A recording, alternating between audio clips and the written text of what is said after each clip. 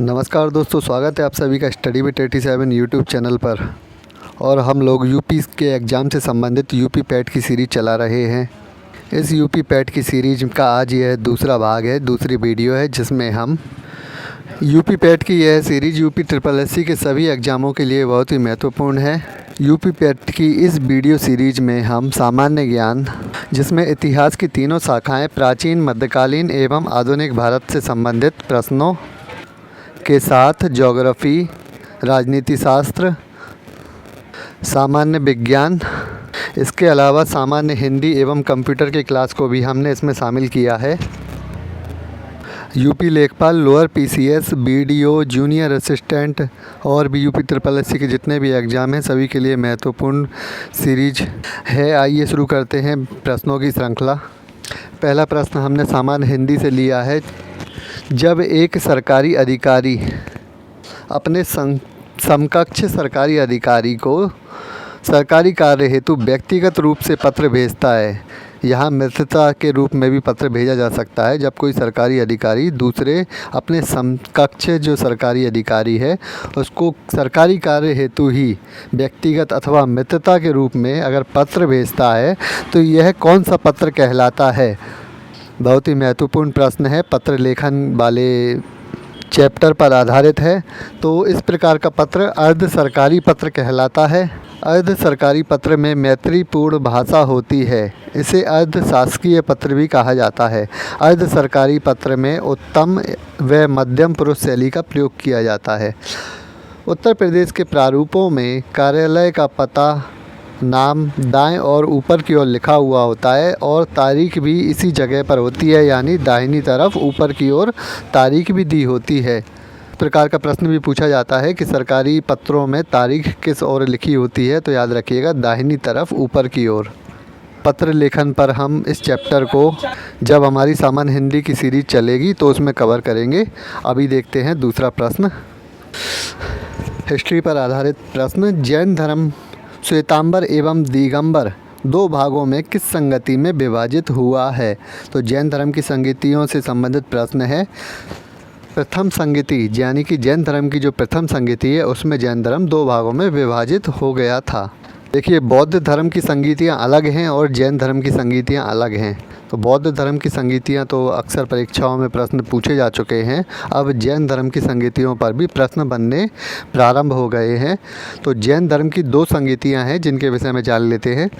जैन धर्म के प्रथम संगति पाटलिपुत्र में स्थूलभद्र की अध्यक्षता में संपन्न हुई, जिसमें जैन धर्म दो भागों में विभाजित हो गया, श्वेतांबर एवं दिगंबर। जैन धर्म की दूसरी संगति वल्लभी में आयोजित हुई थी, देव ऋद्धिगणि की अध्यक्षता में संपन्न हुई थी, जिसमें जैन धर्म ग्रंथों को लिपिबद्ध किया गया था। तो दोनों महत्वपूर्ण जैन धर्म की संगतियां हैं, इनके विषय में याद रखिएगा।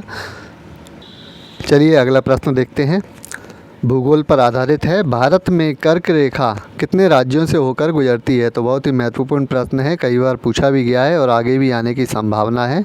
तो भारत में कर्क रेखा 8 राज्यों से होकर गुजरती है। कर्क रेखा देश को लगभग 2 बराबर हिस्सों में बांटते हुए 8 राज्यों गुजरात, राजस्थान, मध्य प्रदेश, छत्तीसगढ़, झारखंड, पश्चिम बंगाल, त्रिपुरा और मिजोरम से होकर गुजरती है।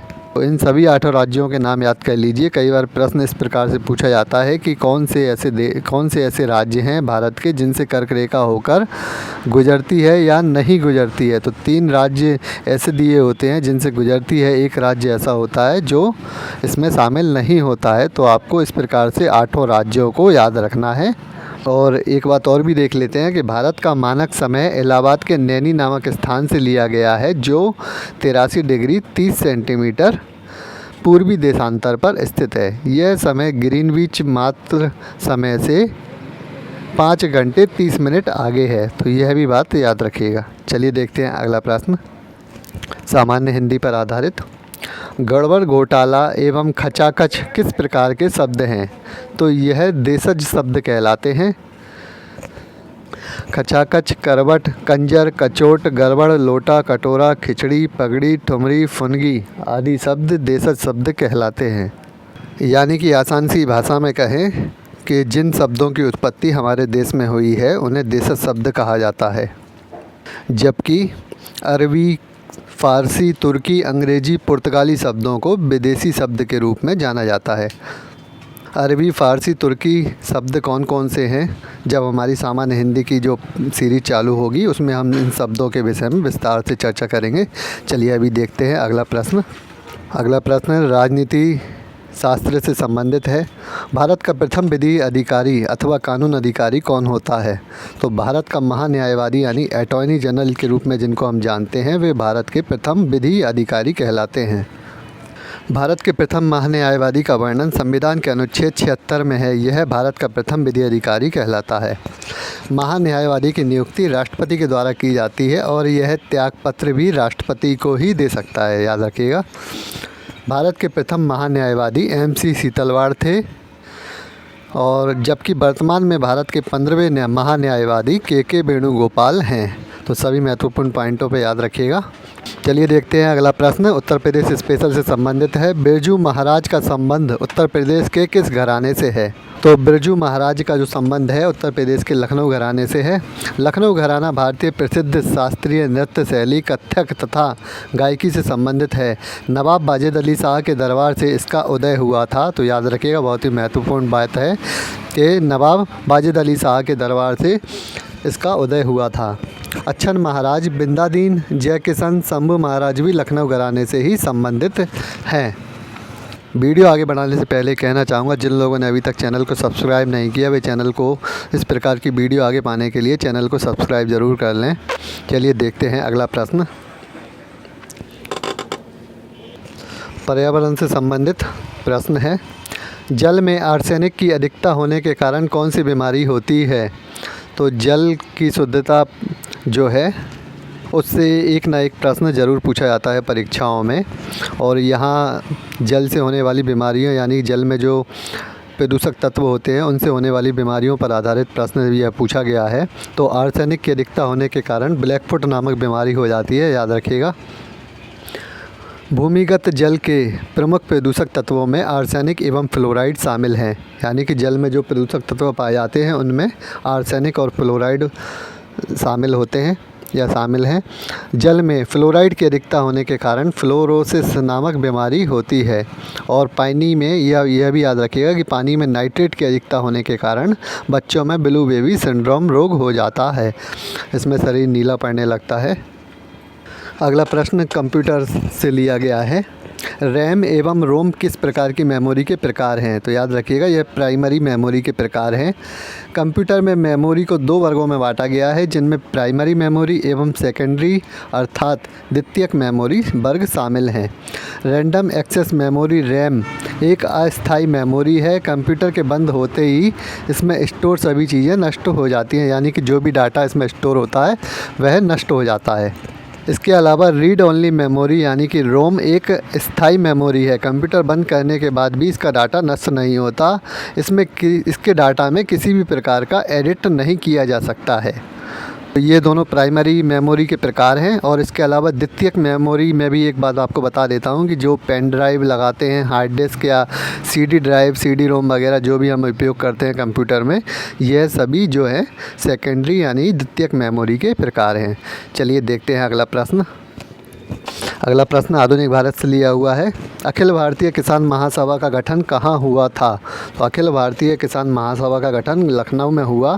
सर्वप्रथम संयुक्त प्रांत में 1935 में किसान संघ की स्थापना NG रंगा के द्वारा की गई थी।